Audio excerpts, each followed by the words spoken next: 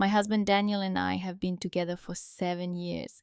We've been through everything, moving to different states, changing jobs, dealing with family drama, buying our first home, and navigating all of life's ups and downs through it all. I believe we had a rock-solid relationship. We prided ourselves on our openness. No secrets, no games, just two people who trusted each other completely. We could talk about anything, and if something felt off, we had addressed it head on. That was our foundation, and I never questioned it.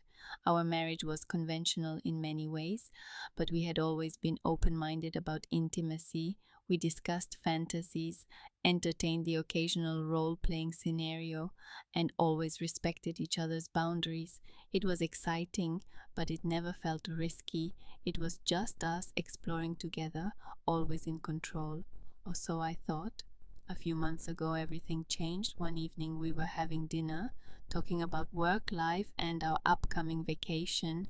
It was an ordinary night, until it wasn't. Out of nowhere, Daniel said he had been thinking about our intimacy and wanted to try something different.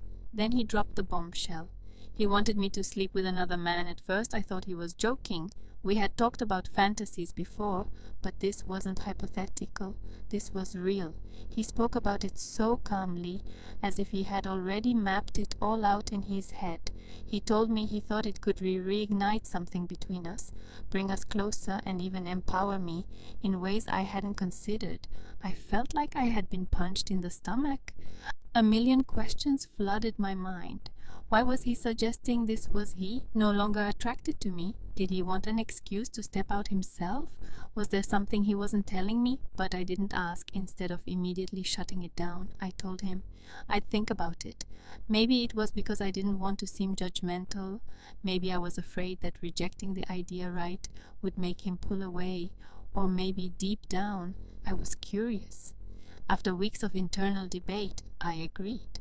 Wes said, clear boundaries, no emotions involved, complete honesty, and I could stop at any time if I felt uncomfortable. Daniel reassured me that this was something we would navigate together. I wanted to believe that Daniel took the search seriously and eventually found someone. Let's call him Marcus. He made sure Marcus was respectful, trustworthy, and understood the importance of communication and consent. When I met Marcus, I felt something I wasn't prepared for. He had a magnetic energy, charismatic, confident, effortless in the way he carried himself. I told myself I was just nervous, that this was all part of the experience, but that nervousness turned into something else. At first it was awkward, like stepping into unknown territory, but Marcus was patient, never crossing any line. Slowly, that tension faded and something new took its place.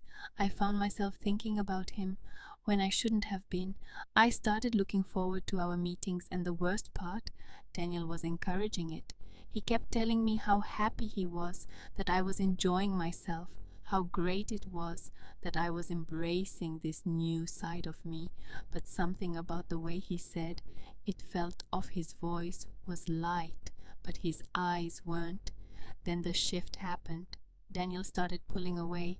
His laughter didn't come as easily. The way he touched me felt different, less like a lover, more like a stranger playing a role.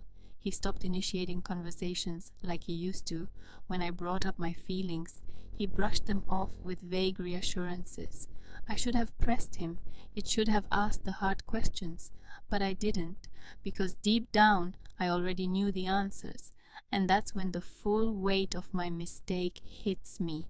I wasn't emotionally connected to my husband anymore. Instead, I was falling for Marcus. It wasn't supposed to happen like this. This was supposed to be controlled and experienced with clear lines that we wouldn't cross.